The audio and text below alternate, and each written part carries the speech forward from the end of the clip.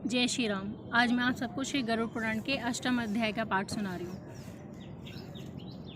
यह अध्याय आतुर दान निरूपण के बारे में है। गरुड़ जी बोले, हे प्रभु, पुण्यात्मा पुरुषों की अंत समय की संपूर्ण क्रियाओं को मुझसे कहिए, जिस प्रकार ये पुत्रों द्वारा करनी चाहिए वह विधि भी बतलाइए। श्री भगवान बोले, हे गरुड़, तुमने लोकहित के लिए बहुत उत्तम प्रश्न किया है, अतः धर्मात्मा लोगों के लिए जो यहाँ कर्तव्य है वह सब तुमसे कहता हूँ। सुकृति लोगों को चाहिए कि वृद्धावस्था में अपने शरीर को रोगों से ग्रसित देखकर तथा ग्रहों को अपने प्रतिकूल समझकर और प्राण के शब्द को सुनकर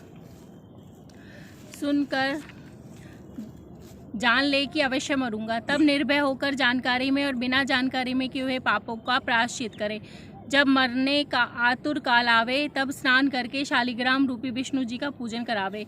गंध पुष्प कुंकुम तुलसी दल धूप दीप और बहुत से लड्डुओं से नैवेद्य से उनका पूजन करें। नैवेद्य से ब्राह्मणों को भोजन कराकर दक्षिणा दे और अष्टाक्षर मंत्र ओम नमो नारायण या द्वादशाक्षर मंत्र ओम नमो भगवते वासुदेवाय का जप करें तथा विष्णु जी और शिव जी के नाम को जपे और श्रवण करें, क्योंकि भगवान का नाम कानों में पड़ने से वह पापों को नष्ट करता है।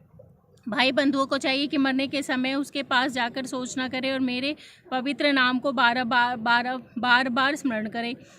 मत्स्य कूर्म वराह नरसिंह वामन परशुराम रामचंद्र कृष्ण बुद्ध और कल्कि, इन 10 नामों को बुद्धिमान सदा स्मरण करे। वे ही बंधु कहलाने के योग्य हैं जो रोगी के पास जाकर इन नामों का उच्चारण करते हैं। जिनकी वाणी में कृष्ण का मंगलमय नाम रहता है उसके करोड़ों महापाप शीघ्र नष्ट हो जाते हैं। मरते समय पुत्र को बुलाने के लिए भगवान का नाम लेता हुआ अजामिल भी वैकुंठ धाम को चला गया। तो जो श्रद्धा से भगवान का नाम लेते हैं उनका तो कहना ही क्या है। जैसे बिना इच्छा अकस्मात छुई हुई अग्नि जला देती है, उसी प्रकार दुष्टचित पापियों को स्मरण किया हुआ भगवान का नाम उनके समस्त पापों को जला देता है। हे पक्षीराज गरुड़, श्री हरि के नाम में पाप नष्ट करने की जितनी शक्ति है, पापी मनुष्य उतने पाप करने को समर्थ नहीं। दूतों से यमराज कहा करते हैं कि नास्तिक मनुष्यों को यहाँ लाया करो, परंतु भगवान का नाम लेने वाले को भूल कर भी ना लाया करो, क्योंकि मैं स्वयं अच्युत केशव राम नारायण कृष्ण दामोदर वासुदेव श्री हरि श्री गिरधर माधव गोपी वल्लभ और जानकी नामक नायक श्री रामचंद्र को भजता हूँ। हे दूतों, जो कमलनयन वासुदेव विष्णु धरणीधर अच्युत और शंकर चक्र पाणी शरणम ऐसा भव ऐसा उच्चारण करते हैं, उन पाप रहित मनुष्यों को दूर से ही त्याग दो, अर्थात उन हरिभक्त धर्मात्माओं के पास भूलकर भी मत जाओ। अकिंचन और भगवत भक्ति रस के जानने वाले परमहंस कुलों से सदा सेवित श्री भगवान के चरण काल के परागरस से विमुख और नरक के मार्ग में तृष्णा रखने वाले असज्जनों को ही यहाँ लाना, जिनकी जीवा भगवान के नाम और उनके गुणों को नहीं कहती है, जिनका चित्त भगवान के चरणावृंदों के स्मरण के लिए कभी नहीं झुकता, उन भगवत सेवा से विमुख असज्जनों को यहाँ अवश्य लाओ। हे पक्षीराज गरुड़, इस कारण से जगत में मंगल रूप भगवान का कीर्तन बड़े भारी पापों का ही प्रायश्चित है। भगवान से विमुख बुद्धि वाले को किए हुए प्रायश्चित भी पूर्ण रूप से पवित्र नहीं कर सकते। जैसे मदिरा के घड़े को गंगा जल पवित्र नहीं कर सकता है, श्री कृष्ण भगवान का नाम जपने से जिनके पाप नष्ट हो गए हैं वे नरक यमराज और यम के दूतों को कभी स्वप्न में नहीं देखते हैं। जो अंत समय में ब्राह्मण को गौदान करता है वह मांस हड्डी और रक्त से पूरित वैतरणी नदी में कभी नहीं गिरता। इसी प्रकार अंत समय में जो श्री कृष्ण का नाम उच्चारण करते हैं वह मांस हड्डी और रक्त से पूरित काया रूपी वैतरणी नदी में कभी नहीं गिरते, अर्थात वह फिर शरीर धारण नहीं करता, यानी कि मुक्त हो जाता है। इसलिए पाप समूह के नाशक विष्णु जी के नामों का स्मरण अवश्य करे और भगवत गीता और विष्णु सहस्त्र नाम का पाठ करे अथवा श्रवण करे। एकादशी का व्रत, गीता, गंगाजल, तुलसी दल, भगवान का चरणामृत और भगवान के नाम ये मरण समय में मुक्ति के प्रदाता हैं। तदंतर धृत और सुवर्ण के साथ अन्न का संकल्प करें और वेद पाठी ब्राह्मण के लिए बछड़ा सहित गौदान करें। अंत समय में जो मनुष्य थोड़ा सा बहुत जो कुछ दान देता है, हे गरुड़, वह अक्षय हो जाता है, और जो पुत्र पिता के लिए दान देता है वह भी अक्षय होता है। अंत समय में सुपुत्र को चाहिए कि वह पिता से सब दान दिलवाए। इसी समय के लिए धर्मज्ञ मनुष्य पुत्र की चाहना करते हैं। आधी आंख नीचे भूमि में पड़े हुए पिता को देखकर पुत्र को पिता के पूर्व संचित धन में तृष्णा नहीं करनी चाहिए।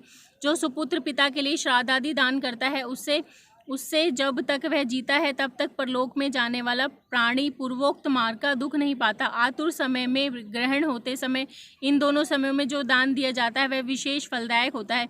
इसलिए तिलादि अष्टदान अवश्य देना चाहिए। ये वे अष्टदान ये हैं: तिल, लौह, सोना, कपास, नमक, सतंजा, भूमि और गौ। इनमें सभी एक से एक पवित्र हैं। महापापों के नाश हेतु ये 8 महादान अंतकाल में अवश्य देने चाहिए। अब इनका जो फल है उसे सुनो। मेरे पसीने से उत्पन्न 3 प्रकार के तिल पवित्र होते हैं।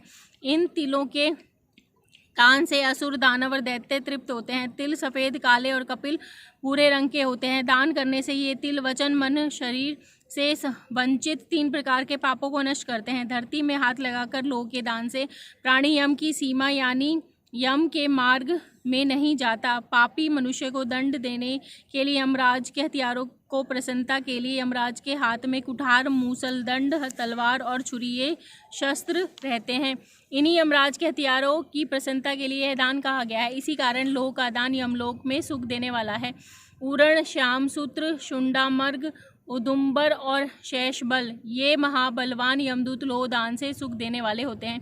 हे गरुड़, अब परम गुप्त सब दानों में उत्तम दान को सुनो। इस दान के देने से भूलोक, पाताललोक और स्वर्गलोक के निवासी संतुष्ट होते हैं।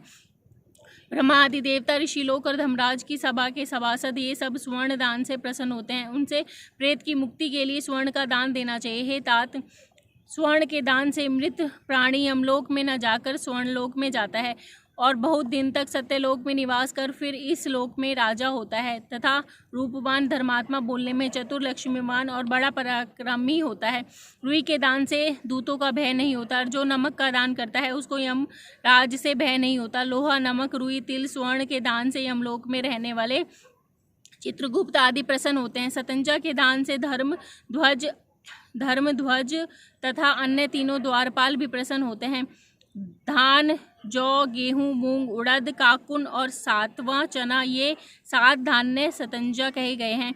सुपात्र को विधि पूर्वक गौचर्म के बराबर पृथ्वी को दान करने से मनुष्य ब्रह्म हत्या से छूटकर पवित्र हो जाता है। यह मुनीश्वरों के लिए देखा है। राज्य में किया हुआ पाप, व्रत, तीर्थ यात्रा और अन्य दानों से नष्ट नहीं होता किंतु भूमि दान से विनष्ट हो जाता है। जो मनुष्य धान्य से भरी हुई पृथ्वी ब्राह्मण को दान करता है वह देवता और दानवों से पूजित हो इंद्रलोक में जाता है।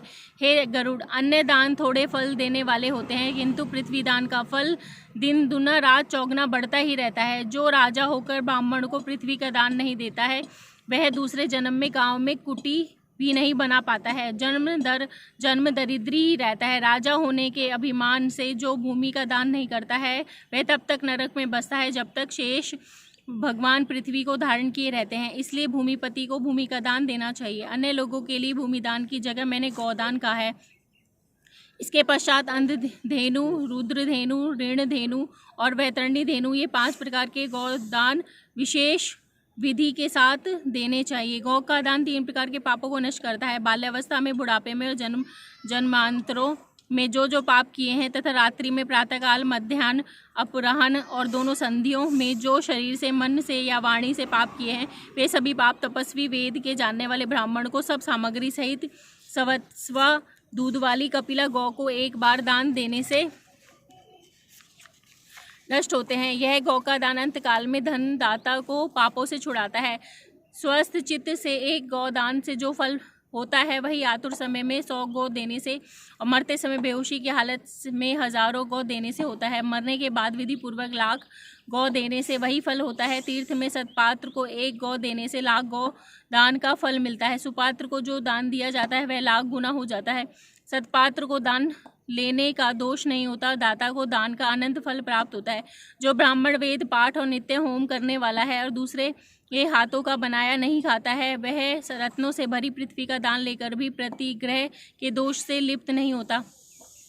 विष और शीत को नाश करने वाले मंत्र और अग्नि क्या कभी दोष के भाग होते हैं? वही गौ कुपात्र को देने से दाता को नरक में पहुंचाती है और लेने वाले के 100 कुलों को नरक में गिराती है। अपना कल्याण चाहने वाले विद्वान कुपात्र को गौदान ना दें। एक गौ एक ही को देनी चाहिए। बहुतों को एक गौ कभी ना दें।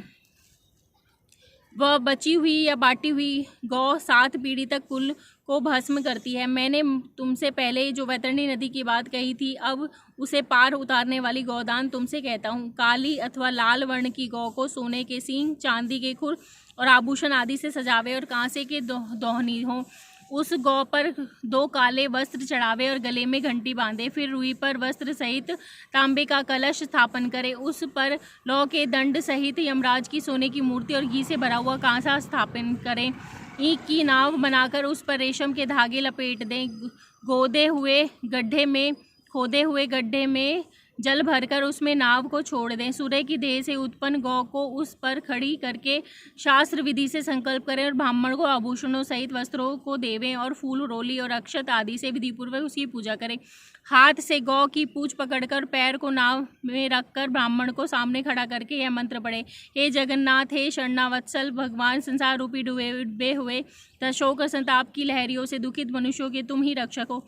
हे विष्णु रूप ब्राह्मणों में श्रेष्ठ पृथ्वी के देवता, दक्षिणा के साथ मैंने तुम्हें एक वैतरणी गौ दी है, तो आपको नमस्कार है। हम लोग के मार्ग में 100 योजन चौड़ी महाभयंकर वैतरणी नदी से पार करने के लिए तुम्हें यह वैतरणी गौ देता हूँ। हे देवेश, यमराज के दुरू मार्ग में मुझे तारने के लिए मेरी राह देखना।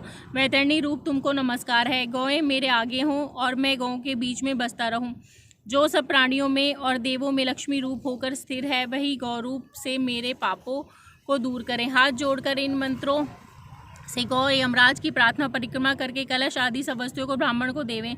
हे गरुड़, इस विधान से जो वैतरणी का दान करता है वह धर्म मार्ग से होता हुआ धर्मराज की सभा में जाता है। यदि शरीर स्वस्थ हो तो वैतरणी का व्रत करे और उस नदी से पार होने के लिए वेद पाठी को गौ देवें। हे गरुड़, गौ के दान से महामार्ग में वही नदी नहीं आती, इसलिए सदा पुण्य समय में गौ का दान अवश्य करना चाहिए। गंगा आदि सब तीर्थों में, ब्राह्मणों की वस्तुओं में, सूर्य और चंद्रमा के ग्रहणों में, संक्रांति के दिन, अमावस्या के दिन, दक्षिण उत्तर शयनों में, विश्व संक्रांतियों में, युगादि तिथियों में और सब पुण्य समयों में उत्तम गोदान करना चाहिए। जब मन में श्रद्धा उत्पन्न हो, सुपात्र ब्राह्मण मिल जाए, वही पुण्य काल है। क्योंकि संपत्ति स्थिर नहीं रहती, शरीर भी स्थिर व्यतिपात नहीं, वैभव भी हमेशा नहीं रहता तथा मृत्यु भी नित्य ही पास रहती है। अतः धर्म का संचय करते रहना चाहिए। अपने वित्त के अनुसार किया हुआ दान अनंत होता है। अपने कल्याण की इच्छा वाला विद्वान ब्राह्मण को दान दे। अपने हाथ से अपने लिए किया हुआ थोड़े धन का दान भी अक्षय होता है तथा तत्काल उसका फल प्राप्त होता है। दान रूपी राह का खर्च करने वाला महामार्ग में सुख से जाता है, अन्यथा यह राह खर्च से रहित ही मनुष्य यम मार्ग में कलेश ही पाता है। पृथ्वी पर मनुष्य ने जो दान किए हैं, यम लोक के मार्ग में वह आगे प्राप्त होते हैं। महान पुण्य के प्रभाव से मनुष्य का जन्म मिलता है। उस मनुष्य शरीर को पाकर जो धर्माचरण करता है वह मोक्ष को पाता है। मनुष्य धर्म को ना जानकर संसार में आता है और जो चला जाता है। केवल धर्म के सेवन से ही मनुष्य का जन्म सफल होता है। धन, पुत्र, स्त्री, भाई, बंधु और शरीर ये सब अनित्य है। अतः धर्म करना चाहिए। तब तक ही भाई और माता पिता हैं जब तक मनुष्य जीवित है। मरने के बाद क्षण मात्र में स्नेह निवृत्त हो जाता है। आत्मा ही अपना बंधु है, यह बार बार जानना चाहिए। जीते हुए यह विचार करके मरने के बाद कौन देगा, ऐसा जानकर अपने हाथ से सब दान करे। जीवन अनित्य है, इसलिए पीछे से कोई भी नहीं देगा। काट और कंकर पत्थर के समान मरे शरीर को धरती पर छोड़कर सब भाई बंधु मुंह मोड़कर चले जाते हैं। केवल धर्म ही साथ जाता है। धन तो घर से ही छोड़ देता है और भाई सब शमशान से लौट जाते हैं, किंतु किया हुआ शुभ अशुभ कर्म ही उसके साथ जाता है। मनुष्य जैसे शुभ अशुभ कर्म करता है वैसा ही सर्वत्र भोगता है। इस दुख से भरे संसार सागर में कोई किसी का बंधु नहीं है। कर्म संबंध से प्राणी संसार में आता है और कर्म का क्षय होने पर चला जाता है। माता पिता, पुत्र, भाई, बंधु, स्त्री आदि का संगम आने जाने वाले जीवों के समान और नदी में काष्ठ के समान चलायमान है। किसके पुत्र पौत्र, किसकी स्त्री अथवा धन संसार में कोई किसी का नहीं है। इसलिए जो देना हो अपने हाथ से दे। जब तक धन अपने अधीन है तब तक ही ब्राह्मण को दिया जा सकता है। जब धन दूसरे के अधीन हो जाए तब कुछ भी करने का विचार ना करे। पूर्व जन्म के किए हुए दान से इस जन्म में बहुत धन मिला है, इसलिए ऐसा विचार कर धर्मार्थ दान दे। धर्म से कामना पूर्ण होती है, धर्म से ही मोक्ष की प्राप्ति होती है, इसलिए भी धर्माचरण करना चाहिए। श्रद्धा से ही धर्म को धारण किया जाता है, ना कि बहुत से धन समूह से। धनहीन भी श्रद्धालु होकर स्वर्ग को चले गए। जो मनुष्य पत्र, फूल, फल और जल मुझे भक्ति से देता है, उसी संशमित चित्त वाले का भक्ति से दिया हुआ मैं भोजन ग्रहण करता हूँ। इसलिए विधिपूर्वक दान अवश्य देना चाहिए, थोड़ा हो अथवा बहुत, इस बात की गिनती नहीं करनी चाहिए। जो पुत्र आतुर समय इस भूमि में पिता के हाथ से दान दिलवाता है, उस धर्मात्मा पुत्र की देवता भी पूजा करते हैं। जो पुत्र माता पिता के निमित्त सुपात्र को दान देता है, वह पुत्र पौत्र प्रपौत्र सहित अपनी आत्मा को भी पवित्र करता है। पिता को देने से 100 गुना, माता को देने से 1000 गुना, भगिनी मतलब बहन को देने से 10,000 गुना, भाई को देने से ये अक्षय फल की प्राप्ति होती है। देने वाले को ना तो उपद्रव ही होते हैं, ना ही नरक की यातना ही सहनी पड़ती है, न मरते समय यमदूतों का भय सताना होता है। जो लोभ से आतुर समय पर दान नहीं देते, हे गरुड़, वे पापी कृपण मृत्यु के पश्चात सोच करते हैं। जो पुत्र पौत्र भाई सगोत्री और मित्र आतुर काल में दान नहीं देते, ऐसे मनुष्य ब्रह्म हत्यारे ही हैं। इसमें रंच मात्र भी संशय नहीं है। यह अध्याय समाप्त हो। मेरा आप सबको जय श्री राम।